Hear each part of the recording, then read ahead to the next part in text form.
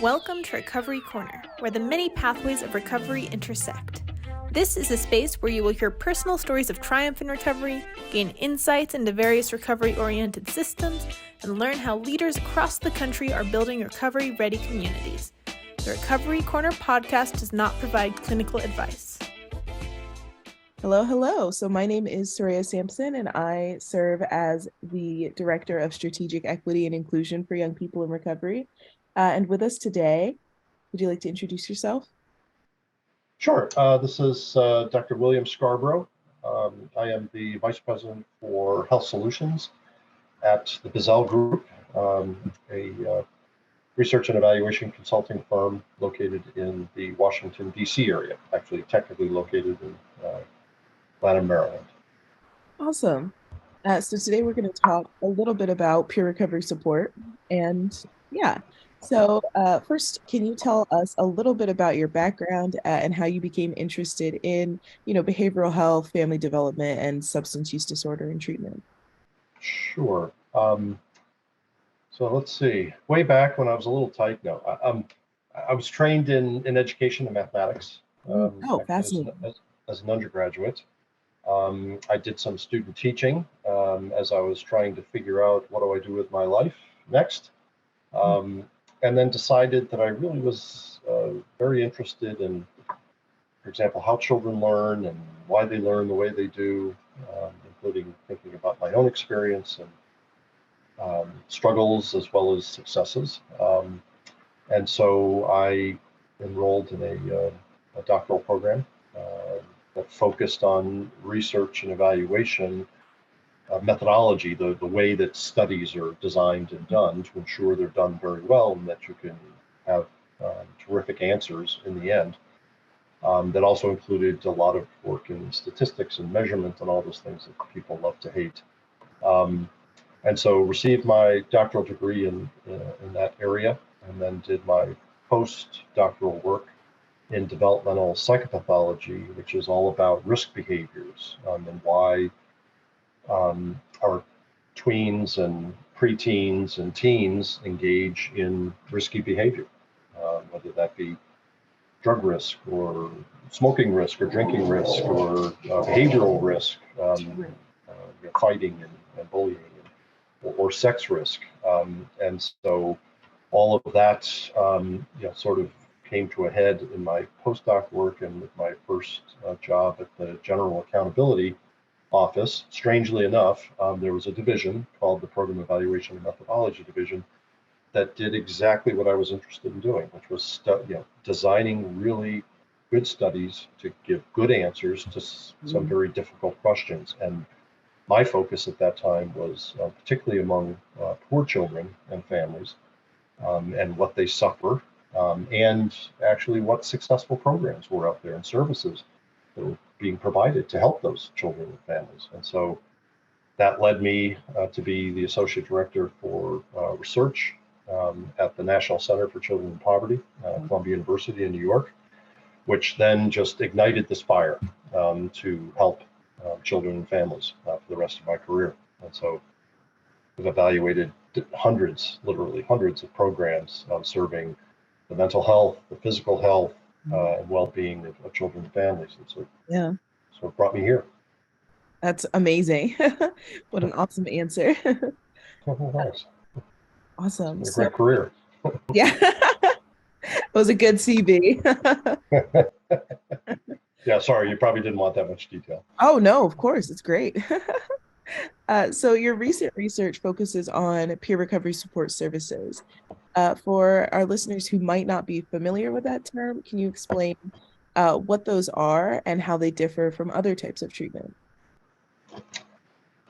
Sure. So let me start with a little background or a little context. And sorry, this might be another longer answer. Absolutely, please. Right. So many substance use disorder treatment programs really are based on acute care models that they're designed to reduce symptoms and stabilize the substance use disorder and then discharge a person who had sought the treatment. So the individual with that disorder, with that challenge, is then expected to achieve kind of lifelong recovery, relying on what they learned from the treatment. Okay, and again, that treatment could have been very short term, might have been provided by a professional who didn't spend a lot of time with that individual, really explaining what they were feeling and what was happening with their body or what was happening with their mind, and figuring out some way to deal with that longer term. So those acute care models are generally effective for people with low to moderate substance use disorders, who also have considerable recovery capital. And what I mean by recovery capital is, kind of I think the textbook definitions, like the breadth and depth of internal and external resources that can be drawn upon to initiate and sustain recovery. Well, physical health and financial assets and problem solving capabilities and food and family support. Yeah. Not everybody has that in great quantity. And many people who suffer from these disorders don't have that kind of, if you will, capital. So the fundamental flaw, in my opinion, with acute care models is that the gap in providing really connections to resources to support recovery and continued abstinence or continued recovery, particularly among those that don't have, again, considerable resource capital. So that flaw, I think, is reflected in a lot of research that's been done that shows that relapse rates are just crazy high. So to address the limitations of that acute care model, the field, and myself included, and I'm in that field, shifted toward really exploring the use of a sustained recovery management model, or what they call SRMM. So this approach accounts for the chronic nature of the addiction through the provision of continuing care and the encouragement of people to leverage resources designed to provide sustained recovery. So peer recovery support is really an important component of that model. And it really kind of gets to the heart of what I believe to be the four kind of primary types of social support that are required in peer recovery support. So emotional support, so compassion is necessary for successful recovery. Informational is another sort of type of support. So sharing of knowledge and training. And again, this could be sharing knowledge, the knowledge that providers have or the professionals in the industry have. But I'll say as well, even people with lived experience, people have been through recovery. They understand some things that providers really don't, to be honest, or they understand them conceptually or technically, but they don't understand them, internally, because they may not have experienced that kind of recovery. So they're designed to provide hope and support. And so another one is kind of instrumental, really kind of concrete assistance. If somebody does not have a consistent food source or a way to to eat regularly, or other kinds of supports, that's another one of those types of social support. And the last one is affiliational, what I'll call affiliational. In other words, community resources. Are there resources in the community outside of your immediate family or maybe an extended family? Are there resources that support the family, which is also, I think, an important component. So these peer recovery support services, they are delivered, if you will, by people with, keep it simple, lived experiences. As an example, somebody who's a person that's in recovery that's seeking a job or is interested in maintaining employment may just need a referral for an open position. Something as simple as just helping that person to identify there's something out there because they just don't see it, they don't know how to find it, whatever it might be. So long-winded way of saying peer recovery support really is about the individual with lived experience helping those who are in recovery, and long-term, not just the one-shot kind of acute care model idea, but rather this is somebody that really stands by, walks with that person hand in hand. Continuum of care. Exactly. Exactly. Yep. So your research identifies several ways in which peer recovery support services can be leveraged by, different treatment programs, other kinds of treatment programs. Can you walk us through some of these implementation strategies and explain how they could, benefit individuals in recovery? Yeah. Boy, it's a big I know. question. Has I'm so has sorry. lots of stuff to it. I'll narrow some of it down. Maybe some kind of key studies and things like that. I mean, I believe as far back as the 18th century, peer-delivered services have been integrated into healthcare, into mental health, and other kind of community and treatment settings as a support for clinical staff. I mean, again, a lot of work that I've read or know something about, um, but in the field of substance use disorder treatment, there are kind of special considerations for the integration of peer recovery support services, such as defining roles, setting boundaries, um, bridging philosophical or cultural differences, and really importantly, destigmatizing the recovery, and even destigmatizing the drug use.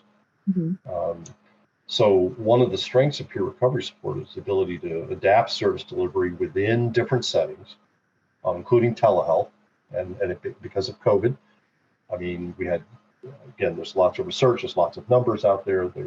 Telehealth services went through the roof, and actually there was a fair amount of very interesting work that's been done looking specifically at mental health, and this kind of even through as kind of the Zoom setting or a Yeah. telehealth setting, providers being able to talk with patients, and it could again could be somebody as direct and as simple as a community health worker. It could be again it could be a provider, it could be a nurse, it could be Yeah. a peer recovery support specialist. And so just but having that connection, and again relying on that individual for service, for connection, if you will, to services that are important to the recovery, is kind of a big deal. And so there are lots of interesting settings out there or ways that services have been integrated. So, for example, recovery community organizations that provide really professional, credentialed Yeah. recovery services across the care continuum, including medication, for example, for opioid use disorders, mutual help group meetings, accessing an array of kind of relevant programs or services to include harm reduction services like naloxone, is one example, or fentanyl education and testing script distribution. I mean, there's again some interesting, really important work that's going on in communities throughout the country. There's also, peer recovery support services working with local healthcare organizations in community health centers, working with jails and prisons. This is longer term, and there've been a lot of good examples of those programs, but I think they've further developed, and we figured out again with people with lived experience, those who were incarcerated and then re-entered society out of incarceration, learned some things about their own recovery and their own sobriety, and then being able to share that.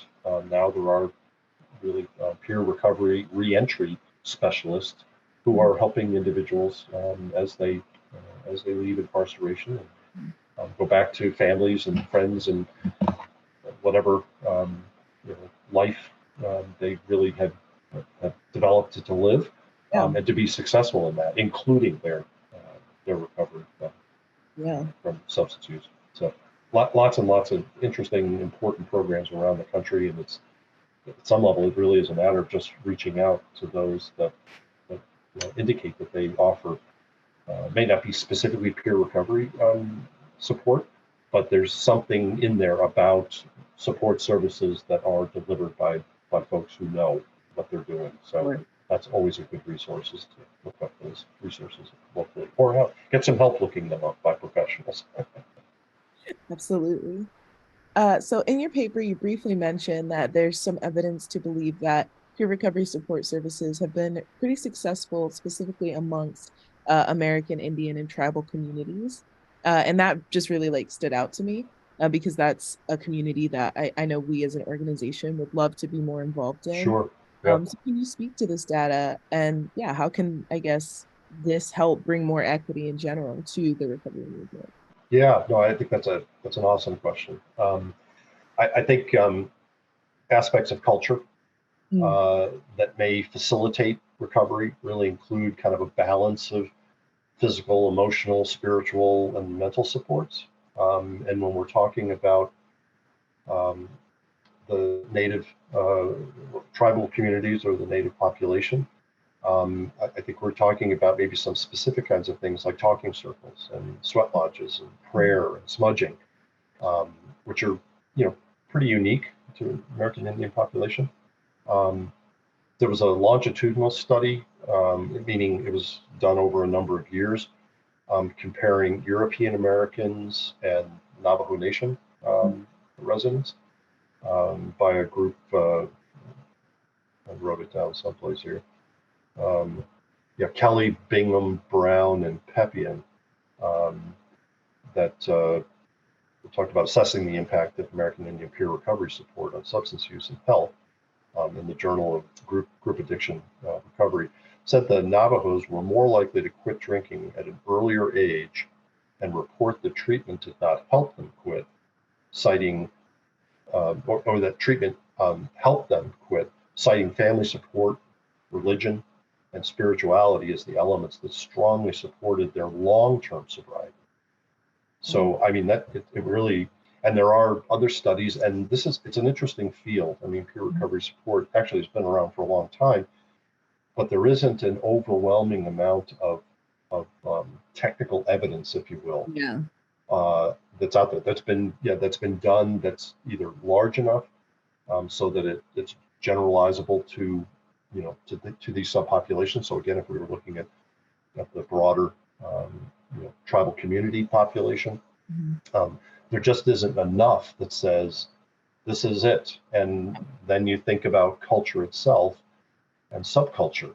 So, many tribal communities have some common elements probably, but there are many elements that are going to be unique to different tribal communities. And I think much the same thing with other cultural communities in our country. Um, People of Mexican descent, for example, are not exactly the same as people of Central American descent Yeah. or South American descent or Spanish descent, if you will.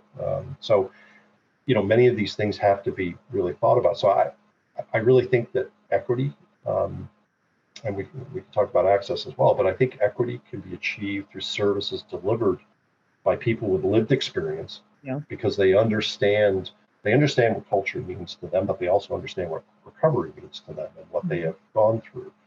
And so people with lived experience who have learned how to leverage the necessary resources and for that matter, recognize the importance that culture plays in their recovery, that becomes a really valuable tool to Yeah. not only understand what that equity means, but actually to practice it and bring it into practice and share resources and share that really kind of accumulating what we talked about earlier was resource capital, the capital that individuals capture and can share. That's peer recovery support specialists. Yeah. Awesome. So you mentioned briefly access there. So in your opinion, what can we like, nonprofit organizations and community leaders, what can we do to ensure that these services are available to everybody who needs them? Yeah, again, um, I think access really is about information, and information to me is always power. Mhm. Um, I think there are, I think nonprofits, frankly, play an absolutely crucial role in defining and stimulating and delivering and evaluating successful peer recovery support services. But it is all about access. It's Yeah. getting it's getting people um, kind of again meeting them where they are, kind of how they are, and ensuring that really, I think it's about resources and accessing resources. And so, kind of where are the points of access? And I think the peer recovery specialist can be a point of access. And again, because they have lived experience, they have an understanding of resources that are available. Again, um, could be achieved through health insurance programs, could be achieved free through community health centers, through various other resources, in communities. And so I think access, to be honest, I really think access is all about knowledge and information. And again, I think peer recovery specialists peer recovery support specialists are in a great position to increase access, to ensure equity at some level. But I think there has to be a commitment on the part of communities, as we had talked about earlier, to destigmatize recovery, destigmatize substance use or mental health challenge or disorder, and ensure that people are getting the care that they need. And again, I think it can start with somebody that can help translate the healthcare system. And that's Yeah. what I kind of see the peer recovery specialists doing. They're the translators. Awesome. So, as a researcher, what are your thoughts on the need for more culturally relevant and trauma-informed treatment methods to be developed? And what is like the best case scenario for a future? What do you think that kind of treatment would look like? It's a big Yeah, question. I guess no, yeah, it is. It's another big one. But I, I'm a firm believer that the future recovery really is in the sustained recovery management model. Mhm. That that peers, again, people with lived experience, they are the central point. I think there has to be more of this helping one another as opposed to you helping yourself, because again, you don't know what you don't know. I Yeah. mean, in my own community, it would take me a while to figure out some specific services, and I've learned that I could go to trusted providers. I could go to trusted um, nurses or community health workers Mhm. that I know in the community, or neighbors, friends or family that have had some experience. Again, I'm always looking for those with kind of that lived experience, because I don't know how I would otherwise. I don't know how I'd figure it out. Um, so I believe that the future it really is in that sustained recovery management model, and peer recovery support is a critical component to that. And if peer recovery support services are designed and delivered properly in the context of that model, then they will, I think, by definition, be culturally appropriate and trauma informed as another element, because they're being delivered by people with lived experience who care. Um, I just, I, and again, I don't, peer recovery support systems, if you will, in communities, they're not terribly expensive, if you will, to develop. These are people who have many of these skill sets already. And again, they have the most important um, qualification, which is you are in recovery and you can help other people with recovery. And it doesn't have to be an adult. There are children that provide some, if you will, peer support. They're not necessarily trained as specialists, but they become part of a system, if you will, particularly with families, a system of care. And they become critical to long-term successful recovery. So um, again, I really think that people with lived experience, given the opportunity, it'll certainly increase culturally relevant, because these people, again, have lived it, and it may be in their own communities or people like them who need that help, and they can provide some really great information and insights. And as I said, that information is power, and you need that power for your successful long-term recovery. That was beautifully put. Awesome. So this is a much easier question. So as we're talking about the future, are there any new research projects or work on the horizon that you're excited to talk about? Yeah, golly, now my head is swimming. Yeah, because I think there's plenty to do in terms of research or evaluation associated with peer recovery services. But there are literally dozens of ongoing studies and discussions that are happening, and for that matter, partnerships and um, things that are developing all over the country. Sure. I guess my perspective again continues to be, um, let's look at how peer recovery support services are being delivered in the variety of communities, in the variety of settings that they're being delivered in. So, we know that there is some evidence that certain kinds of services work in tribal communities. Yeah. Certain kinds of delivery services work when you integrate police and fire and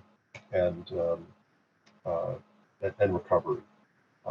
We know, some things about what goes on, successful recovery services in jails and prisons.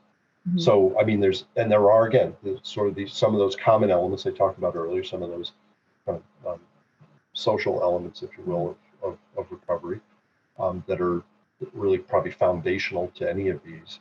But I think really, from my perspective as a researcher, as an evaluator, rigorous community-based designs to look at these programs and really understand what's the secret sauce.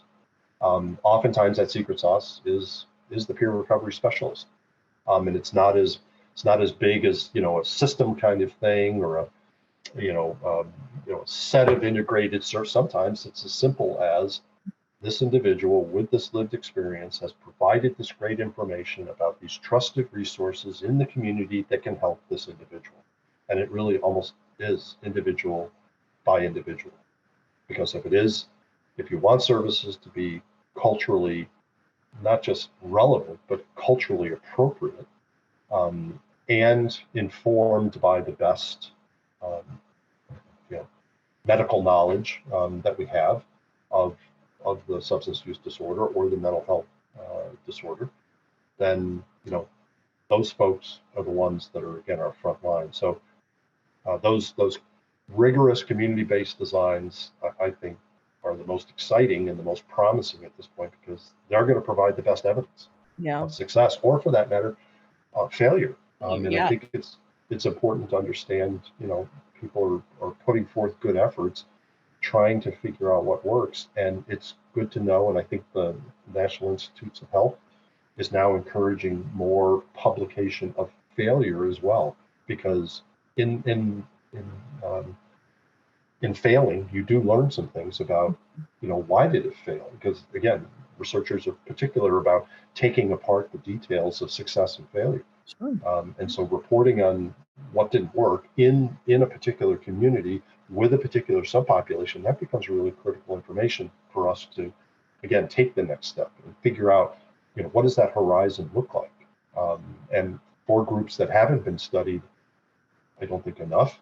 So for example, tribal communities, I think there are many other subgroups, subcultures in this country that need to be looked at because we are this wonderful melting pot of many different people. And again, I don't think substance abuse or treatment for that matter or peer recovery, it's not a one size fits all kind of proposition. So we need these important ambassadors of health, of these peers who had this lived experience and can provide information and resources to people in recovery successfully. So I guess that's what I'm most excited about is the horizon is more services that are differentiated and maybe integrated differently in communities, but it shows in this community, in these circumstances, this is what works. And then, could those services in that community, here's another community that's fairly similar, but it's in a completely different part of the country, but it is a group of people who are similar. Well, maybe again, that's what we need to understand is, can we replicate this and help more people and get folks into care, into long-term recovery. Yeah, awesome. So finally, What advice or tools would you give to individuals who might be, struggling with a substance use disorder or behavioral health issues and maybe considering seeking out your recovery support services as part of their treatment? Yeah, I think individuals with substance use disorders or their family members or friends should seek help of trusted healthcare providers, community health centers, other community-based health service systems, individual. I mean, folks that they know have answers. It's a place to start. I mean, I could today, call, um, our local hospital or our local community health center, and I could ask just a couple of questions. Is there someone or some group that could help me? I have an opiate disorder. I have an opiate problem, Yeah. and I don't want to get to the point where um, I'm going to overdose and die.